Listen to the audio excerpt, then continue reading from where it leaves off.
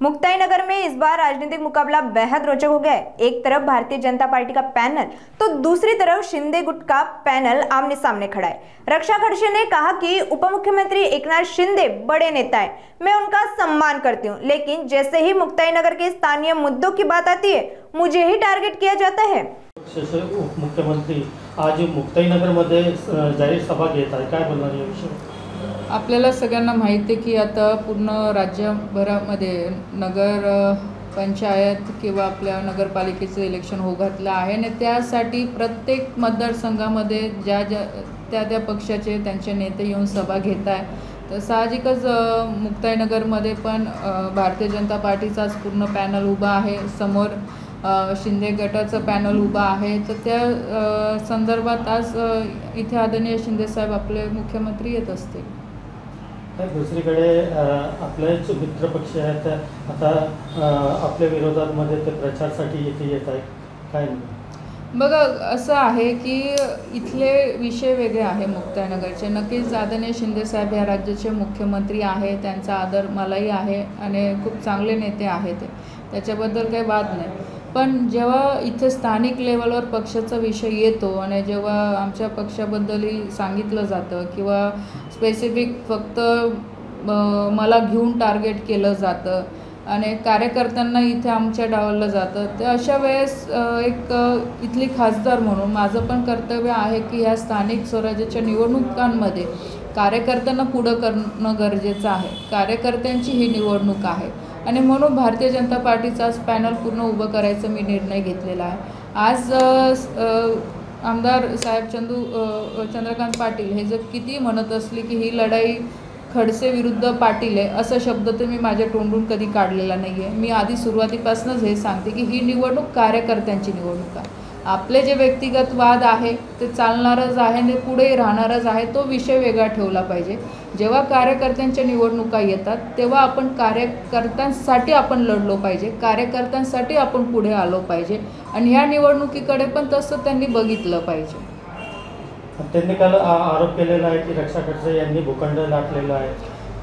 त्यांनी जर आरोप केलेला असेल तर त्यांनी मला प्रूफ करून दाखव, त्यांनी द्यावं। आज ते ज्या गोष्टीसाठी बोलत आहे की मुक्ताई जे मंदिर आहे त्या परिसरामध्ये केंद्र सरकारच्या माध्यमातून मी तिथे एक हॉल केलेला आहे, तिथे राहण्याची व्यवस्था केलेली आहे। आजही त्याचा मालकीचा हक्क हा ग्रामपंचायतकडे आहे। नक्कीच तिथे माझ्या फाउंडेशनच्या माध्यमातून वारकरी संप्रदायाची मी शाळा तिथे सुरू केलेली आहे। आज 3रं वर्ष तिथे आहे आणि ते याच्यासाठी केलेले आहे की ही मुक्ताईची जन्मभूमी आहे, इथे आपण विद्यार्थ्यांसाठी वारकरी संप्रदायाची शाळा सुरू केली पाहिजे। त्या अनुषंगाने मी ते सुरू केलेलं आहे ना। त्या मुलांकडनं आत्तापर्यंत मी 1ही रुपया मी घेतलेला आहे। त्या मुलांना आपण सगळं तिथे मोफत सगळी व्यवस्था केलेली आहे, राहायची ती त्यांच्या खाण्याची वगैरे व्यवस्था सगळं मी माझ्या घरून त्यांना देत असते आणि मी ह्या गोष्टीचं मला कधी राजकारण करायचं नव्हतं, कारण की एक सेवाभावाने मी ते कार्य करत होते की येणारी पिढी ही चांगली घडली पाहिजे, त्यांचे संस्कार पडले पाहिजे, समाजामध्ये जाऊन येणाऱ्या पिढीला आपली वारकरी संप्रदाय काय आहे ह्याबद्दल माहिती मिळणं गरजेचं आहे।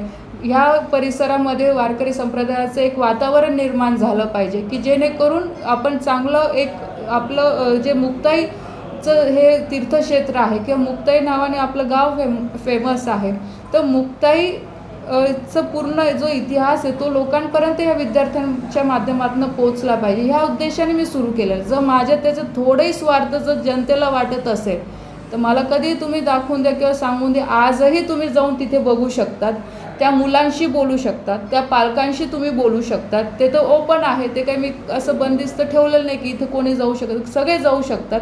तुम्ही आत्ताही जाऊन आत्ता जस्ट माझा बाईट घेतल्यानंतर लगेच तिथे जाऊन तुम्ही बघा की ते कोण मुलं आहे, काय तिथे शिकवलं जातं, काय त्यांच्याकडनं म्हणजे मी कधी 1 रुपया मागितलेला आहे किंवा त्यांच्या पालकांना आम्ही कधी सांगितलेलं आहे, हे जाऊन बघा। जर हे काम चुकीचं असेल तर त्यांनी मला सांगावं किंवा जनतेने मला सांगावं, फक्त काहीतरी आरोप करायचे म्हणून ते सांगताय।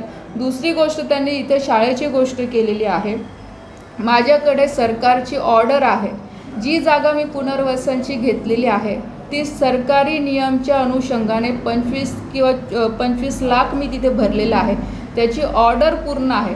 कोणतीही जागा मी फुकटला हे माझ्या नावावर किंवा माझ्या संस्थेच्या नावावर मी केलेली नाही आहे आणि त्यांच्याकडे पुरावे असतील तर त्यांनी समोर ठेवावे.